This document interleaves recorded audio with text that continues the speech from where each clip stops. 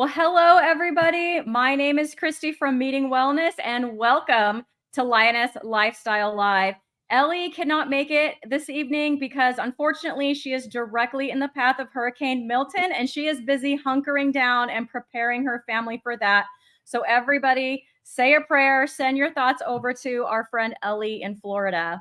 Lioness Lifestyle, we interview here different meat-based women and we showcase their healing stories through a keto or carnivore diet. We all come from different backgrounds, ages, and even different healing journeys, but we come together under the powerful healing of a meat-based diet.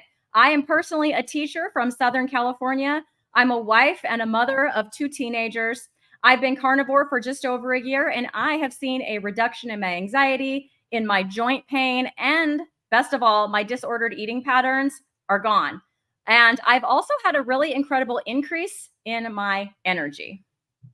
Hello, everybody. Thank you for tuning in tonight. I'm Adrian K. Gledhill. Some call me the Biggest Loser Carnivore. Thank you so much for joining us. I am a stay-at-home mom of 4, and I've struggled with obesity and autoimmunity my entire life. I've been upward of 330 pounds, and I've tried everything to maintain a healthy weight, from being a contestant on The Biggest Loser to having gastric bypass to a lot of running and restricting. I've tried it all, but it wasn't until I found the carnivore diet that I finally have been maintaining a healthier weight and healing my body. That's awesome, Adrian. And now it's time for this week's Roar of the Week.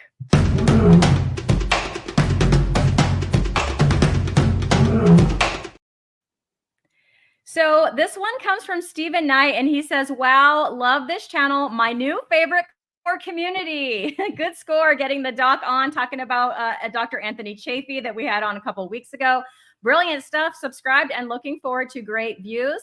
Love from Australia channel. Stephen, if you want to be next week's Roar of the Week, drop us a comment down below after this episode is over, and we just might shout you out next week. All right, let's give a big welcome to Dr. Robert Kiltz, a fertility specialist and a founder of CNY Fertility, a well-known fertility clinic using keto and carnivore diet to help his patients. His wisdom, his positive energy, and his bright light in this community, we are also thankful for his work. He gives hope to potential parents everywhere. Let's welcome Dr. Kiltz to the show.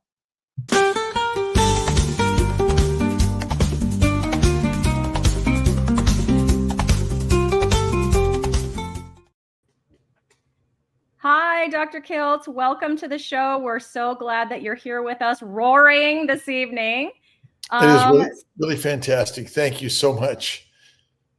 Yeah, absolutely. We have several questions. Some of them came out of our heads, but some of them have come from other people too, dropping us comments and just wanting us to ask you some things.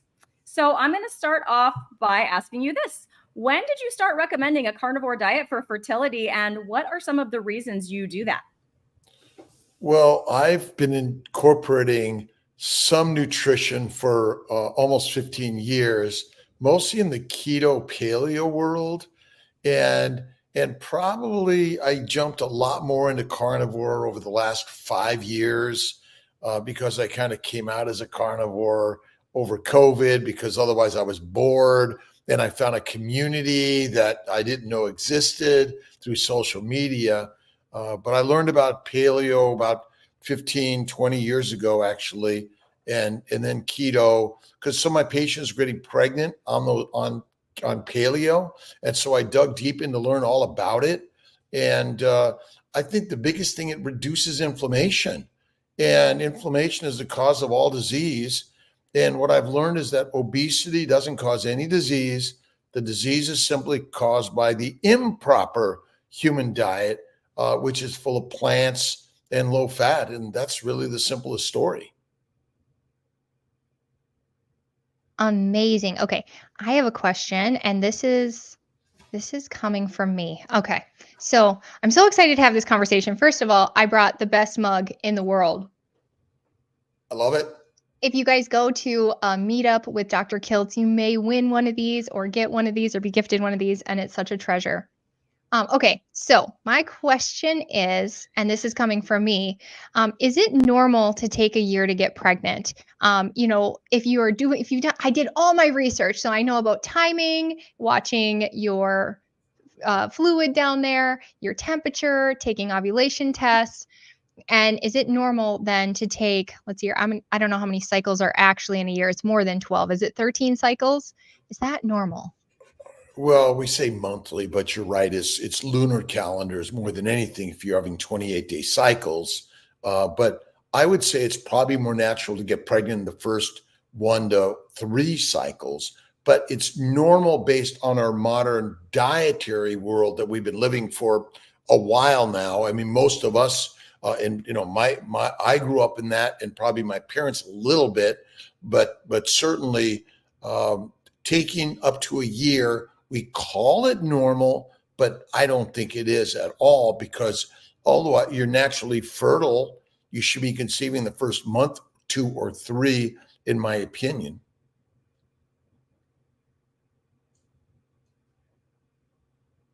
Okay, thank you. Yeah, I was, I think, fortunate in that respect, but I know so many women that, have trouble conceiving. And it just seems to be getting more and more frequent. We don't have this question written down, but like, what is that in your experience? How many more women now are experiencing infertility as opposed to in the past? Well, the numbers are on the rise, mostly due to postponing childbearing. So now we're not having our children in the teens and early 20s. We're having them in the 30s and 40s today. And that's the biggest problem. But the longer you wait, the more you're exposed to antigenic inflammatory things, either in the air we breathe, the water, or the fluids we drink, or the foods we eat. All those things are really big. And so we see a lot more polycystic ovarian syndrome, endometriosis, endometritis, vaginitis. But we also see a lot of idiopathic or unknown cause of infertility. Women's having 28-day cycles, looks and sounds like she's ovulating, her tubes are open, and the sperm's okay. But ultimately, we don't know the answer. I think it really comes back to the same thing. It's the improper human diet, a lot more inflammation, secondary, a lot of plants, lean meat, which cause a lot of inflammation in the gut. And I think that ultimately gut inflammation goes systemically in the body. And for women, the gut inflammation goes out the rectum, anus, right into the vagina. And that vaginosis, vaginitis, cervicitis, endometritis, endometriosis all lead to damage to the eggs, the delivered sperm, the embryo. But then on the guy's side, they're having a lot of problems also.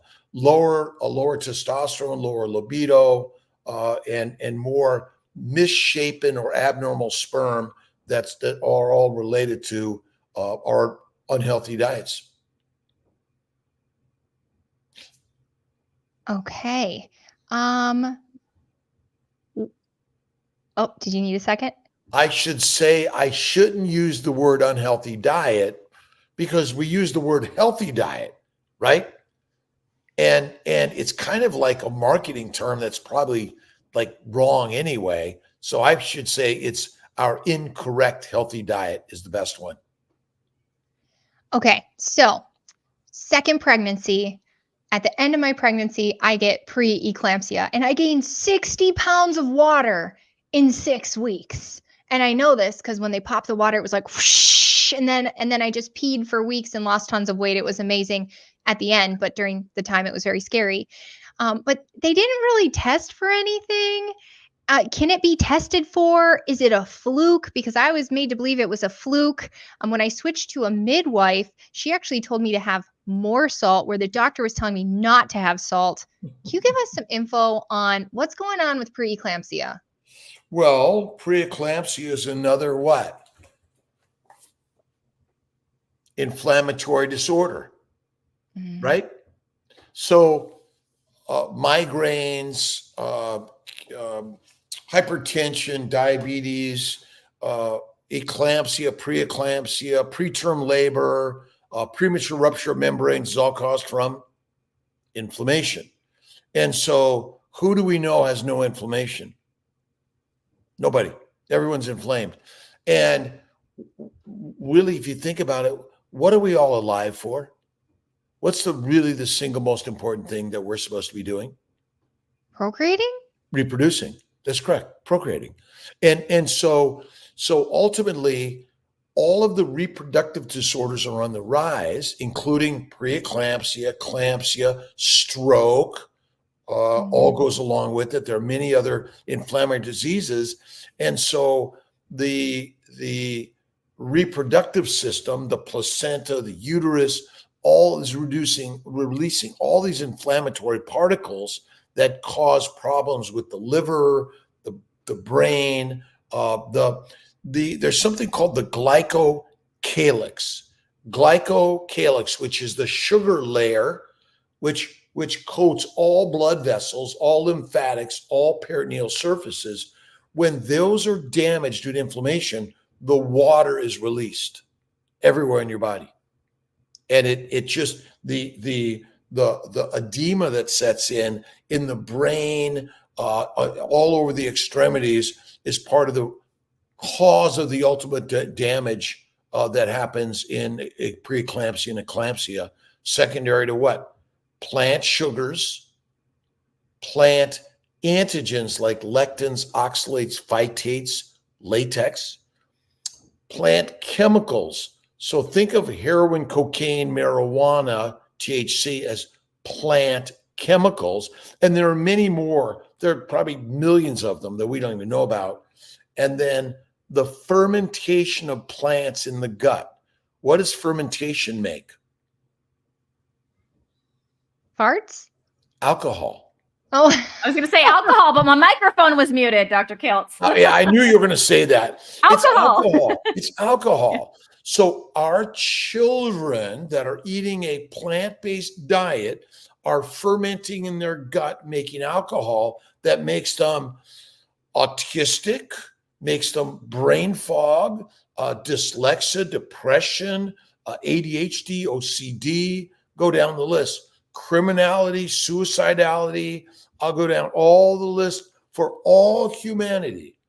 The cause of all disease is simply plant-based inflammation. when I was pregnant, I was eating plants with that one.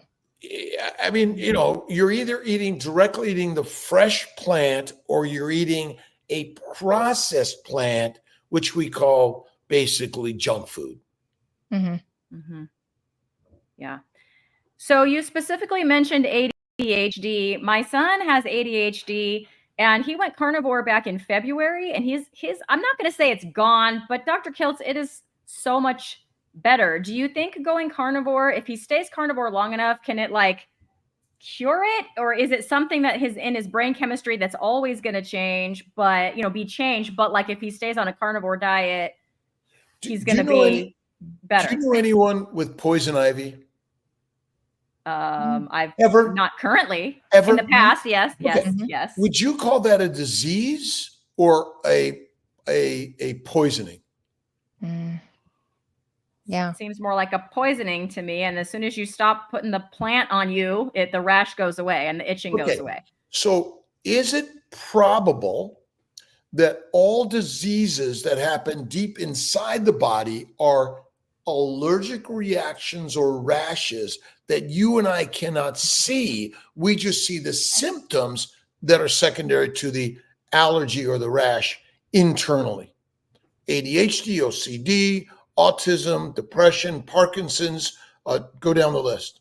They're all plant poisoning, but you just have a little bit of stomach upset or a little migraine. It must be your hormones, right? Mm-hmm. Or you're just a little blue and sad today. It's just your makeup and your DNA. Do I make sense? Interesting. Mm-hmm. Yeah, that makes sense. It'll be interesting to see as he goes, because I feel like it just gets right away. It got a lot better. And then each day it just gets a little better. Yeah. I mean, obviously we live with these things for so long, we hold on to them in some way, but we don't know the damage that is more permanent or longer lasting and takes longer to heal. Remember, a carnivore diet, a true carnivore diet, is cooked meat or fatty or raw meat. It's raw meat. Wow. So our cooked food, cooked meat, contains a lot of advanced glycation end products. And those glycation end products cause inflammation all over our body. So cooked meat isn't the best for us. Raw meat is. And fatty raw meat is the very best. So do you eat fatty raw meat? I do, but I don't always eat strictly raw, but I eat black and blue. So it might be seared on the outside, but it's raw on the inside. That's the very best thing that I do. And I usually add butter or cheese to make it the very best. But I love dry aged raw meat the best. Well, since we're in kind of the food area, while women are trying to conceive, should they have coffee or no? And in general, is that okay for our health as a female? Well, where's coffee come from? Plants. Plant. Are there chemicals in the coffee that could be damaging to parts of your body that you and I don't know about or don't think about? I mean, I'm like the coffee king. I love it. Now, I've been off coffee for about 6 to 8 months this year. Last year, I was off it all year. I love coffee. I'm addicted to it, but I don't touch it in general. And so I use the word addiction, meaning like if I have some, I want more. And I'm not as good as not having it. So I don't touch it. Although I don't like to use the word addiction at all. The only thing I'm addicted to is life. And it's a beautiful, amazing life. But I would say coffee and teas are generally not great for us. They might be medicinal, meaning we've been using them for a long time to make us feel better because we're suffering. So it's just another drug, an herbal medicine, right? It has some medicinal properties. I don't know that I can claim their health benefits, but if you're suffering, why suffer, right? But am I saying to you, boy, coffee is the worst thing in the world? I mean, alcohol's not good for you, right? Right. Yeah. Although the American College of OBGYN recommends red wine for pregnant and lactating women. That makes sense. Not to me. Not to me. Wow. Okay. So I'm going to expand on this because I think I know your answer is yes, but I've seen a few like influencers even online who are pregnant, or they're doing carnivore and then they become pregnant and then they do some kind of research, and then a lot of them, for one reason or another, which hey, N=1, they are them, it's all great, but I've seen a couple of them now switch from carnivore to keto during the pregnancy for a couple different reasons. One of them having to do with micronutrients and being worried about micronutrients. I know your face already, but can you just speak to that a little bit for us, please? What's a micronutrient? I don't know. I mean, are they in plants? Well, maybe, but don't plants have anti-nutrients and chemicals that are harmful? And isn't a plant made of sugar? And would we tell pregnant women to have a lot of sugar? Never. So, we're scared. Look, we are eating a plant-based, low-fat, rarely eating red meat because we're told it's not good for us. So now you have a little baby in your belly, and the little mystery out over here is telling you plants are good, meat is bad. Plants are good, meat is bad.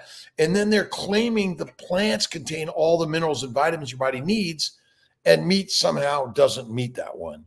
But it's all propaganda that we've been lied to by the established medical, nutritional, scientific establishment, in my opinion. So, I mean, when you eat the fatty meat, it contains all the minerals and vitamins. And which part of the animal is the fat or the lean meat, which is better for you? Oh, the fat. The fat. So adipose tissue contains all the building blocks, all the minerals, vitamins, amino acids, simple sugars, and fatty acids your body requires to be healthy. So is obesity good for you or bad for you? Well, because we need to store it. It's not a disease, right? Obesity is not the Look at- disease. Why do we get fat easily? Because our body's dumb? Your body's the smartest thing you've ever known. But we're brainwashed with the story that says, well, fat is bad, be skinny. And the brain says, are you dumb? Famines, pestilence, disease, migration, hibernation, gestation, and I'm wondering if the brain is a little smarter than the rest of you, or at least the body says, wait a minute, they're building nuclear weapons, more weapons they've ever seen before in the world. There's more inflammatory diseases. There's more infectious diseases. Is it better to be fat or skinny in an environment like that? Fat. Fat. But then there's that tipping point, right? No Where our tipping body point. No tipping point. The cause of all disease is the food you eat, the air you breathe, and the drinks you drink. Okay? So now, if there's no food access for 1 year, can you live without food for 1 year if you have enough fat on your body? You better believe you can. You're built for that, actually. Okay? Now, how much water do you need? That I was just going to ask you. Not very much. I've just been on a 2-day fast. I was pushing to 5, but my wife came home from a hurricane-ridden area almost, and she's like, you got to take me out to dinner, okay? But I was going to do a 5-day fast. She said, oh, all right. But I went. I had scallops, butter. Wait, scallops, a burger, and butter. And I haven't had water in 2 days. Oh, you dry fasted. I dry fasted. I had sips of water yesterday one time, but otherwise, like usually I chuck down 2 liters a day, 1 liter, but nothing. And I will tell you, my pee was clear. I was urinating like usual, probably less, but still urinating. So where does our water come from? Or fat. Fat stores. Yeah. Mm-hmm. Fat stores. Where do you store protein? Muscle? Fat. Really? Where do you store sugar? Fat. Fat. Adipose tissue. Okay, so now if a bear hibernates for 6 months or more and gestates 1 to 4 baby bears, they lose no muscle mass, no bone mass. What do they lose? What built that body? Yeah, what the fat that they put babies? on. Adipose Fat that they tissue. put on previous. Right. So now the question is, what's wrong with the adipose tissue you carry? Full Nothing. of toxins? What toxins are you carrying around all the time? Well, we'll go into that in a second. Yes, ma'am. I'll wait.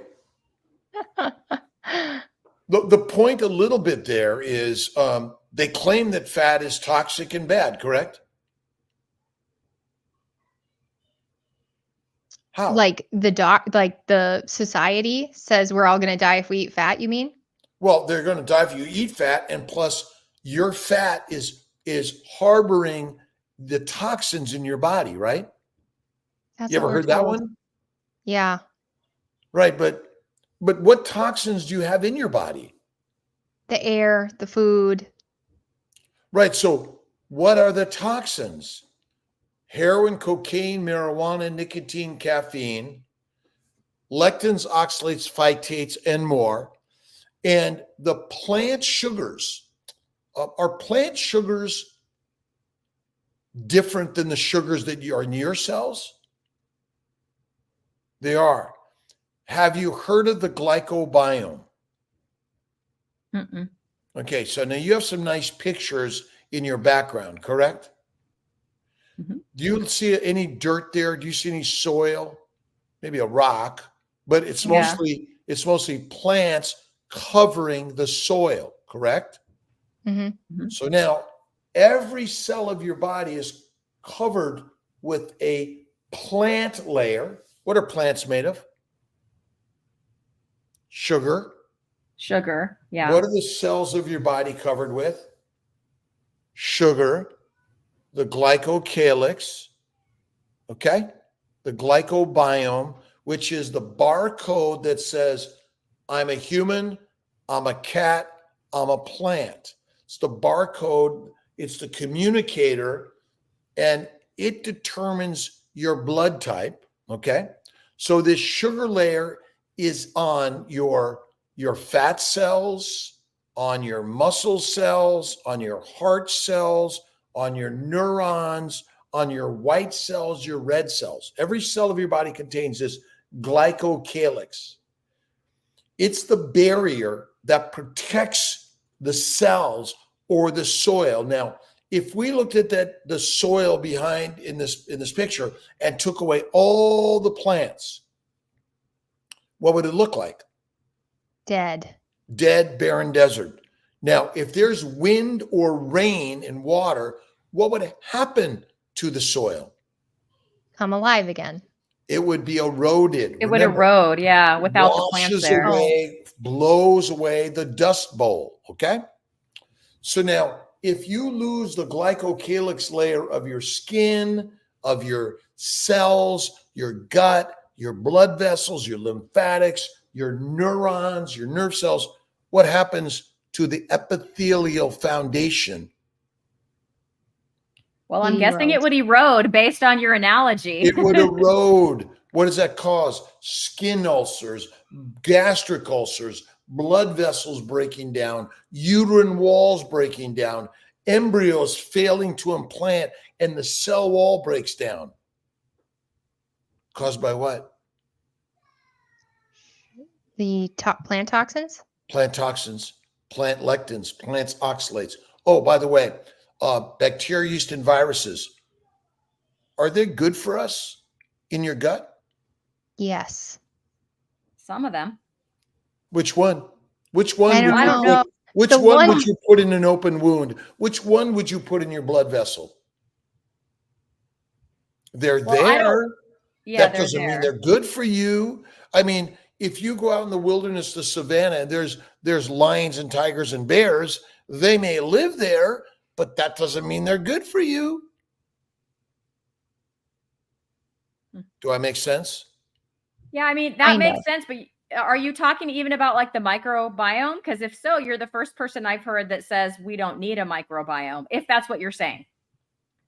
Well, let's just say they're there, but how do you know you need them? Like, could the environment live without lions and tigers and bears? Well, Well, not how very come well. when we take antibiotics then and we kill it all off that we start feeling sick? I thought when you take antibiotics, you start healing from the infection you're suffering from. But then sometimes you'll get like a yeast infection from the antibiotics. No, the yeast lives there because the antibiotic kills the bacteria. The yeast lives there because where does the yeast, bacteria, and viruses come from? The plants mostly, and you eat them in the gut. Do they love lots of sugar? Mm-hmm. Do they flourish inside your gut? Do they go out the rectum, anus, and right into the vagina of women? Yeah, they can. Why do women have tremendous amount of bacterial vaginosis, cervicitis, and cystitis in the bladder? Because of a microbiome that you say is good for you. Now, again, if you're walking in the wilderness and there's lions and tigers and bears, are they good for you at that moment? Probably not. No. No, but they Not in do that live moment. there, and without them, Mhm. the nature of the environment probably isn't as normal as you and I think they should be. But again, we're making an observation. They're there, but how do you know like there's a good lion and a bad lion, or a good bacteria and a bad bacteria? You've been taught that, haven't you? By Yes. whom? The same people who tell us to eat plants. You better believe it. And then they tell you to eat probiotics. And they Yeah. tell you not to eat red meat, because if you eat red meat, you might be the master of the universe rather than the masses of the universe. So I have a question. I have heard that a vaginal birth is better because the baby needs the bacteria in the vaginal canal. Is that all BS too? Well, okay. So I'm an OBGYN. I used to deliver babies. If I said, you know what, let's just wait days and let you push this out. And if it takes a little longer, and you get sick and the baby gets sick, but it's better to try to do a vaginal delivery. Or is it better to say, you know what, we want to save your baby and the mom, and because there's so many infections today, or misalignment of the pelvis and the baby and all these other things.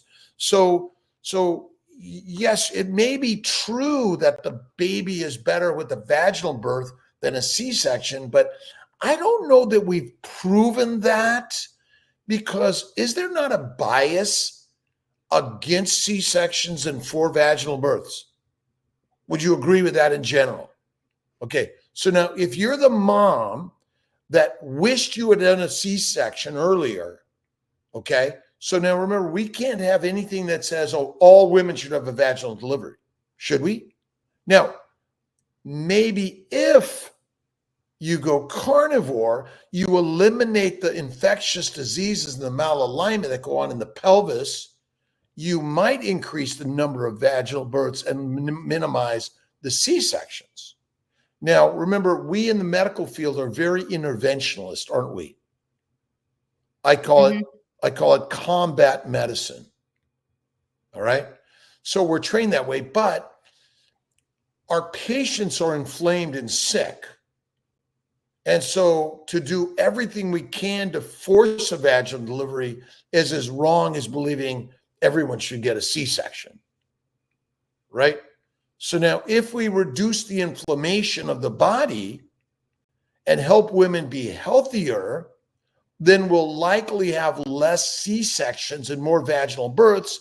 And then the microbiome. Now, remember, we're claiming good bacteria and bad bacteria, correct? Are the same bacteria good and bad at different times and in different diseases? Yes. E. coli, that's a natural bacteria in our body, correct? Can E. coli kill you? It can. Okay. Now, remember, do you think the modern scientists and modern doctors are open-minded enough to maybe step back and really think? Or are they brainwashed and biased to believe, well, there's a lot of money if I study the microbiome, I can make a new drug, or maybe I can get some research dollars to become famous? That brings me into, can I, I'm sorry, Cristie, I don't want to cut. No, but it's you're kind good. of on Go. topic. I see a whole lot of talk these days on peptides, speaking of money making whatevers. And people are saying like Ozempic babies and this peptide will cure your inflammation and this one will heal your brain. And what are your thoughts on those? Okay. So what's the value of the GLP-1s? They reduce inflammation because they reduce your appetite.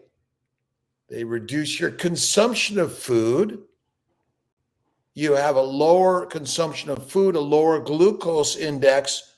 What's your ketones like? They're higher. Ooh. Okay.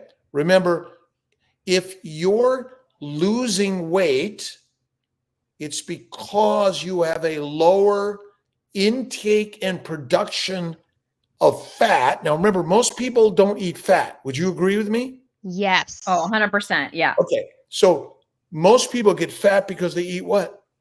Plants. Sugar, plants. Plants. See, the word plants is far better than a carbohydrate. What's a carbohydrate? Can you show me a carbohydrate? Right. Can you show me a protein? Do you know for sure you're showing me what you say it is? Okay, remember, there's either plants or animals. They all contain cells. What does a cell of a plant and an animal look like? Are they very different? Yeah, they're different. Not as much as you think. Not as much as you think. Okay. I mean, yeah, okay. I'm thinking back to my 6th grade science class. There are some similarities and some differences from what I remember. That's right. So what if, okay, so what if the sugars you eat from a high plant-based diet all go to the liver, and via insulin in the liver, they're converted to fat? Because when would you find a lot of ripe fruit or edible plants in the early spring or the late in the summer, fall? Oh yeah, in the summer, fall. Got to get ready for winter. Okay, what animals become hyperphagic when there's a lot of fresh, ripe food around? All of them? Anybody that wants to hibernate. Okay, so once the winter hits, what's your access to readily available edible food?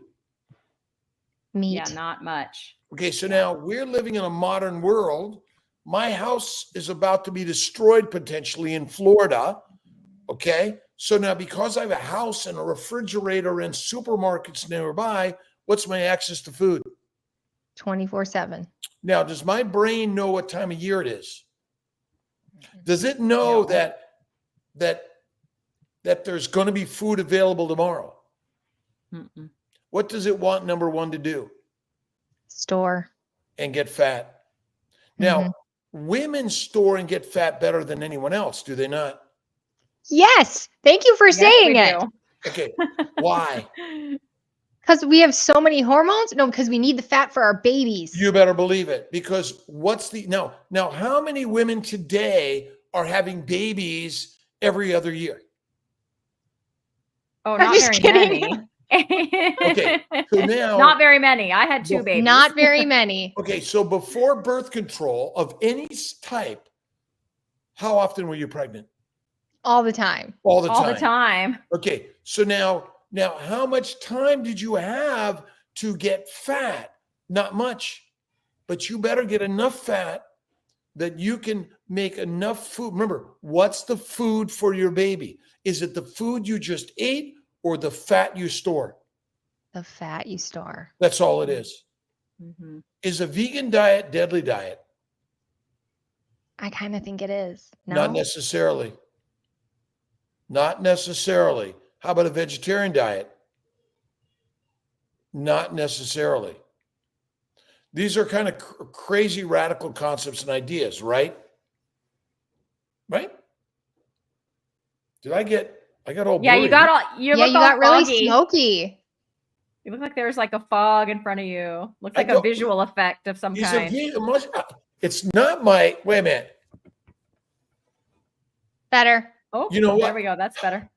That was weird. That was really weird. Okay. That's funny. So look at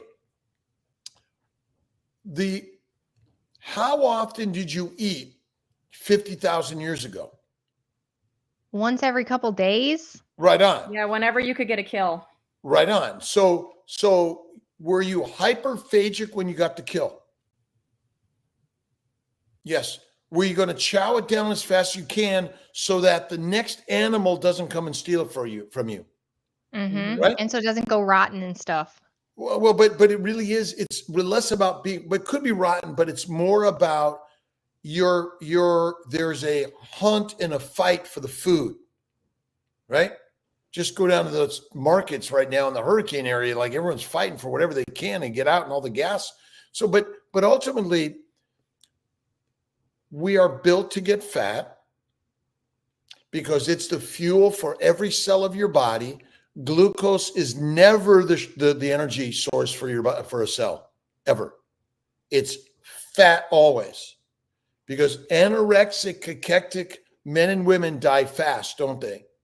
Mm-hmm. Their right? organs shut down. So you must have a shitload of fat in order to fuel the mitochondria. How fast is our mitochondria making energy right now in order for us to have this entire conversation? I'm talking, I'm moving, I'm listening, I'm watching. What are the senses doing in our bodies? Is it superpower? You better believe it. And so your body wants fat. It does not want to be skinny. Is it easy for anyone to be skinny? No. Why do you think we spend billions, if not trillions of dollars on being skinny? And it's a game of money, because it's certainty you will not be able to succeed easily without drugs, doctors, dissections, or stupid diets. Yeah. So David has a comment and a question for you. You might remember him. You met him in Austin, as I did, and Adrian too. But he says, Dr. Kiltz, it was so awesome meeting you in Austin at Hack Yo Health. You were very nice and gracious to put up with me. And his question is, Dr. Kiltz, during the formula shortage, many people were making their own formula. I remember many decades ago, goat milk was used in emergencies for infants. What is a good modern homemade formula? Mother's breast milk. Okay, so Homemade. that brings me into a question though. I had every single baby. I'm a perfectionist. I follow all the rules, and my baby goes unconscious, baby number 1. And we actually call 911, and the baby his glucose dropped, and I had no milk, and I pumped and I pumped and I pumped, and I took the supplements and I ate the food, and no milk ever came. Like, this much milk would come a day. And then I had my second kid and I tried even harder. And the third kid, I tried even harder. And fourth kid, I tried even harder. No freaking milk, no matter how freaking hard I try. You are carnivore? This last one, I was a Lily Nichols, more Lily, like I was eating a few green beans, but no dairy. Were you a strict fatty meat carnivore? No. No. But we ran tests and found me super inflamed. Of course you were, because you were likely not eating. So what were you eating? What were you eating? My midwife told me to eat a dozen eggs a day, a bunch of butter, a whole bunch of red meat, and she even told me to go to town on organs. Okay. And you're eating green beans? Some green beans, yeah. How much heroin kills people? Probably a little bit. Right. Cocaine. So how much? My daughter would die to a banana and avocado, just a bite. Done. How many people die of a peanut right away? My son would. He's deathly allergic. So how many green beans could cause some systemic inflammation? Now, remember, the other part is that the damage could be enough that it doesn't heal ever. And by the way, what's the best homemade formula? You know, again, it's still going to be mom's milk. And if you can borrow some from someone else, because people donate human mother's milk, by the way. And I would say to you that, you know, my daughter grew up on formula, Enfamil, I think, way back when. We got it, you know, like cheap as shit back when. And, you know, she turned out okay. She got her problems. She got me as her dad. That's her biggest problem. But she's pregnant, having a baby boy. They call it Harold right now. Yeah. Like, and Luca, the husband, father, amazing guy.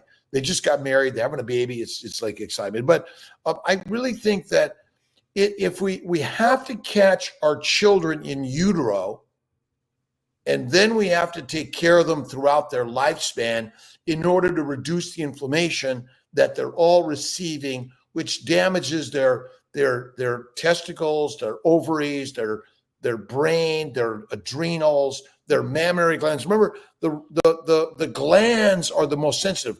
What is one of the most common organ diseases you know of? Everyone's got it. Every woman has it. Insulin resistance? Oh, Oh, thyroid. Thyroid gland. I should have known that. I'm having troubles. Okay. So Yeah. what causes thyroid disease? Inflammation. Secondary to kale, asparagus, broccoli, peanuts, seeds, nuts, fruits, vegetables, tea, coffee, alcohol for sure. Almost all vegetables, all seeds, all nuts, all fruit, all beans, legumes, all cause damage to the thyroid. And we're grinding it up and drinking it. You better believe it. Does that damage the hypothalamus, pituitary gland, the eyes, the sensory glands of our body, the reproductive organs, including the mammary glands? Absolutely. Could your mammary glands be damaged in utero before you're even born? You better believe they can. Right on. So again, this beautiful little embryo is beginning to shape itself for a human life, but it's exposed to the most toxic things in the world. All come from what organism? Plants. Plants, yeah. Plants. Now, look at, you can live a long time as a vegan, vegetarian, Mediterranean, pescatarian, or carnivore. Go at it. But ultimately, the diseases that show up usually are silent until they're not. Mm-hmm. Right? Sudden death, a heart attack, brain stroke, cancer, autoimmune diseases, all these things happen like that. And we go like, gee, they were healthy. How'd that happen? Correct? Yeah. They ate a healthy diet. They ate a healthy lifestyle. Now, if I'm paid a lot of money to study something, or I'm a zealot of carnivores or vegans, or a zealot for whatever religion or politics, I'm not going to believe anyone, and I'm going to push my paradigm of one belief system until you know I'm right. I mean, we listen to our parents, our professors, the Pope, the priest, the president. Are they right? I mean, sometimes and sometimes not. It only depends on what you believe. So never give up on trying to make yourself some better breast milk, but it is true that sometimes it just doesn't happen. And why? I don't know that answer. Why does one woman have that problem and another not? Why do some people get cancer smoking cigarettes and other people don't? I don't know that. Why is a vegan diet better for you and not for you? Don't know that answer. Why is carnivore better for you and not for you? Don't know that answer. Do we know these things to be true? No, we don't. But the last I looked, like, I always ask someone, if you're sick, diseased, I always ask people, what do you eat? Now, you know what their answer usually is? I eat a healthy diet, a balanced diet. I eat the rainbow or something like that. Healthy, organic, clean, balanced, health, whatever it is. But I want to know, do you eat fruits and vegetables, seeds or nuts, pasta, bread, salad, cereal, and I go down the list: almond milk, oat milk, coconut milk. Usually almost everyone says yes to all those things. Do you eat fatty red meat? Yes. Oh, no. but not very often. And so you want to dig deep in exactly, then you say, okay, now look at, you can go keto. It may help you, but carnivore and fasting, oh my God, that is like 5-day fasting at least once, twice a year, I think is radical amazing. 2 to 3 days of fasting. Now, it's not necessary, but food freedom. When you could say, you know what? Nope, I'm fine. Can I ask a question about fasting? So I've recently been adding some because I have some mold illness and we've been working on repairing the brain and all that. And the weirdest thing has been happening, like day 2 of my fast, I get incredibly sad. What the heck? Well, your brain's not dumb. What makes you happy? It's like, give me some food. I'm sad. Well, of course. It feels Look like an at overall just like no. deep depression. Oh, what's your religion? Christian. Jesus Christ. You believe in him? Yes. You read his books every day? I do You not. speak the words. I pray every day. No, so when you pray, do you ask for something or are you grateful for something? Often both. Like usually it's thank you, Lord, for these beautiful children. Thank you, Lord, for this beautiful day. Thank you, Lord, for every day of our life. That's all. So the word is the way always. Prayer, meditation, faith, kindness, love, smiles. Hey, so sadness. Question yourself, why am I sad? For what? I mean, who creates everything? Well, I was wondering if it was like a hormonal thing or a toxin thing, because they say that we store stuff in our fat, which brings me to another thing, because after a 3-day fast 2 weeks ago, I got incredibly sick, like I had taken a mold hit, because I'm so weird. I Okay. can walk into somebody's house, and if it's moldy, I will get really dizzy and I'll get sick for a while. Mind game. Mind game. Done with that. You never give negativity to anything in the universe. Is there mold, viruses, bacteria everywhere? Mm-hmm. Everywhere. So you carry around your sickness in your mind. I am healthy and well. Period. Could you live without molds? You cannot. Can you live without bacteria and yeast? You cannot. We are here because of them. Okay. So this idea that, again, we've created a story that we feed our brain with, and then you have a smell and you feel something. And then how does a smell and a feeling make you feel? My thing is, though, that I was living in a water damaged home and I ended up with chronic fatigue. Okay. My bet is we grew up in caves, right? We evolved in damp, moist mold for the first 3.5 million years. If that makes any sense. Okay. Yeah, but why are our bodies not able to, some bodies not able to process it anymore? Start here. Start in the mind. The power of the mindset, positivity. What do you know about that?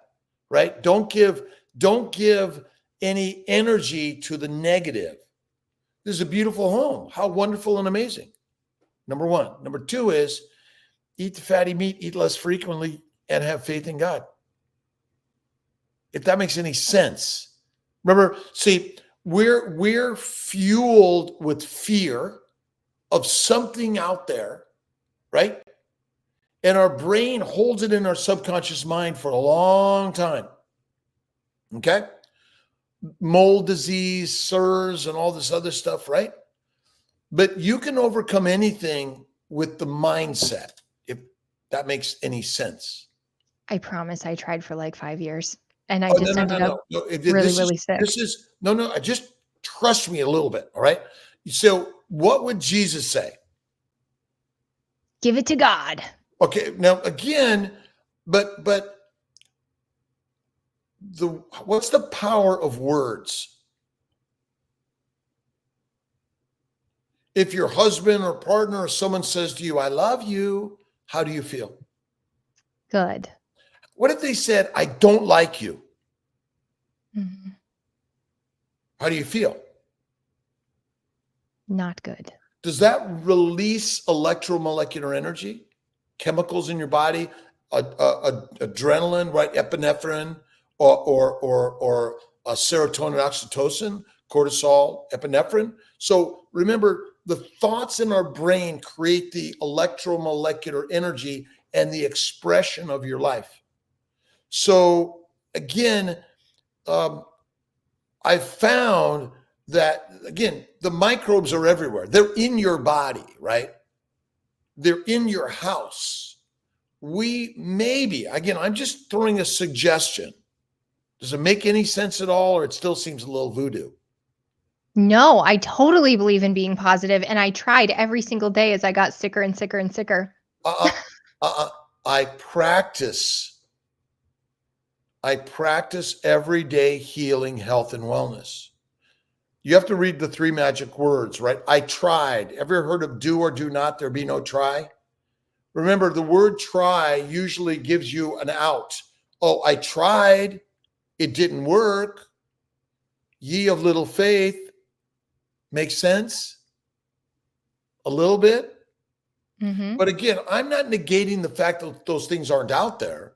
They are. But maybe there's still something about them that we have to think differently about, because that's what I think part of all this journey is. It's not just food. It's what you think. It's what you immerse your life in. So God creates everything, correct? Mm-hmm. Does God create everything good or everything bad? Good. But we're learning lessons on the journey to improve our lives and help people. Now, you're right. Okay, I'm in a damp, moldy house. I want to clean it up. I want to improve it to make my life better. That's why you don't poop and just leave your poop and pee in your house, right? Right? So yes, mold and dampness, but we live in a house with a lot of drywall and things that soak up water, right? And those are not natural or normal either, are they? So maybe there's some other things that we can do, but I'm talking and talking. I apologize. No, don't ever apologize. It is important, your mindset. It's just as important as the food you put in your body. No, it's the most important thing. It is the most important thing of your body, because are we going to die? Yes. Yes, we will. Mm-hmm. You must get sick in order to die. Agree? No, something's going to happen in general for us to die, right?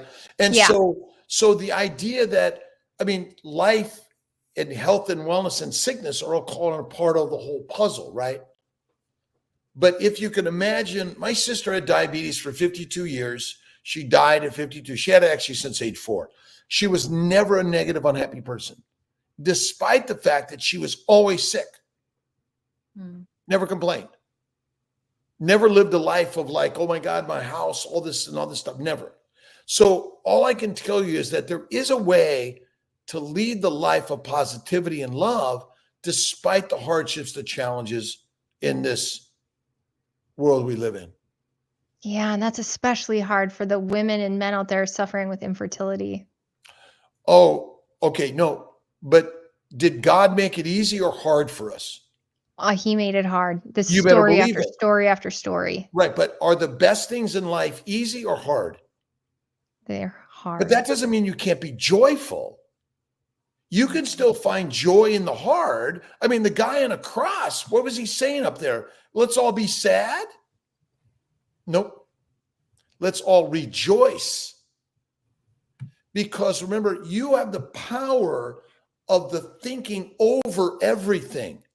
But when you're always living sad and mad and angry of your circumstances that he created, what type of energy does create for you? Mm-hmm. Negative, sad energy. Negative, sad energy, but you want to turn it around. So you want to help the glycobiome flourish. You know that we can meditate and pray for each other and the world and the plants and everything and help heal the world. So what I encourage, what I first started off 20 years ago is I started off with meditation, prayer, kindness, love, healing. Then I went into the keto carnivore world later. Change your mindset, change the world. That's all you need to do, which is kind of crazy. So again, I'm going to go on a debate with Simon Hill in LA. And Ellen Fisher invited us to come together and have a debate. But we're going to have a conversation, not a debate. We're going to communicate in a way to share, like, I'm vegan, what's that about? I'm carnivore, what's that about? How do we all live to work in the world together? And there are ways as a vegan to live in a keto world that actually can be healthy for you while you're in that plant-based world. If that makes any sense. No, that makes no sense to me. But I agree that we can both exist in this world. Just like I don't want them telling me what to eat, I don't want to tell them what to eat. And if that's what makes them happy, joyous, and free, then Well, no one can tell you anything what to do, because who determines what you do? me. Just Yes. me. Who controls your mindset? Remember, there is nothing out there except what you think it is. The power of the mind is all that matters. I can change the world by changing this, which ultimately is, oh, that's interesting. I love you. Thank you. If someone wants me to call them something or XYZ, I might avail to that, but I might also make some mistakes and not. And please forgive me. But if you eat the meat, your mind is more masterful than anything. When you eat the plants, it becomes toxic, addicted, and you become a domesticated animal. This is what caught me off guard. Since being carnivore, I have felt a real carnivore zen. And so to have this sadness, it was like, what the heck is this? And also, I went through AA, where you really work on mindset. And it's crazy to come in and you think everything is everybody else's fault and you're miserable every day. And in the end, you go, I'm so grateful. Well, what's the first thing about AA? Admitting you're powerless. The Bible. Yeah. It's all based on biblical tenets. And it's you're going to blame God for the creation of your life? You're actually going to be grateful for all your problems, because I talk about that in my books that I write, in the blogging that I do, because ultimately your circumstances are your circumstances. It's kind of like this hurricane. I mean, if hurricanes happen for like infinity, sure, my house will either be there or not. Does it matter? Not one bit. I can say that right now. While you still have your house. Yeah, but again, we deal with whatever God gives us, because God created you for greatness, didn't he? Mm-hmm. And so why would you be sad about what he created for you? You might contemplate, I don't understand it right now, but and sometimes you have to cry. You have to let it out. You have to be mad or sad. Those are okay. I'm not telling you not to experience that, but to live it all the time, it's a choice. And I believe carnivore, if you read Georgia Eads' book or Chris Palmer's book on brain energy and change your diet, change your mind, and there's infinite stories out there about all of this. Yeah. Well, Dr. Kiltz, we love having you. Everybody who's watching, thank you so much for coming today. We have a brand new channel. It's called Lioness Lifestyle Live. We've actually been streaming for over a year to our individual channels. We just created a consolidated one. So if you could go out, subscribe, Lioness Lifestyle, we would love that. We've absolutely loved having you here. Is there anything exciting that you have coming up that we could share with people? Obviously, the conversation you're having. Okay, conversations with Ellen Fisher and her podcast with Simon Hill. You got to check us both out, all three of us. I mean, we're going to have a really vibrant conversation. I'm excited about it, and I'm glad they invited me. I'll be at Healing Humanity with Carrie Mann this Friday night, Saturday in Wisconsin. And let's see, what are the things in the universe? I mean, you're busy. I go to work every day. I'm a workaholic, and I don't work at all. And in some way, we all have to find joy in the journey, no matter what it is. I mean, I've been kicked out of school in a gang, couldn't read, father in jail. I've failed many of things, but he keeps on teaching me. I said, haven't I passed yet? He says, not yet. I love that. I had no idea. And so when you're fun, you fly airplanes and make pottery and go out and hug meat eaters and I do all of it. Some of my paintings are hidden on the wall there. I paint, I do pottery. I try my hack at poetry, and I hack the guitar a little bit, but I can know about 5 chords, and that's about it. Awesome. Well, Dr. Kiltz, thank you so much for answering our plethora of questions. We didn't even get through them all, but I'm sure you will appear with us again or sometime in the future soon. I'll come back anytime. You guys just ask me. I love it. I mean, I think I love being here than doing my own podcasting. Yes. We were really looking forward to this. Thank you so much for coming on. Well, you know my time and my bedtime is 9 o'clock. Oh my gosh. Well, we got to let you go then. So I will say this from all of us here at Lioness Lifestyle Live. Thank you so much for roaring with us tonight. Please join us next week at 8 p.m. Eastern, and we will feature another great guest. Have a great week, everybody. Love you.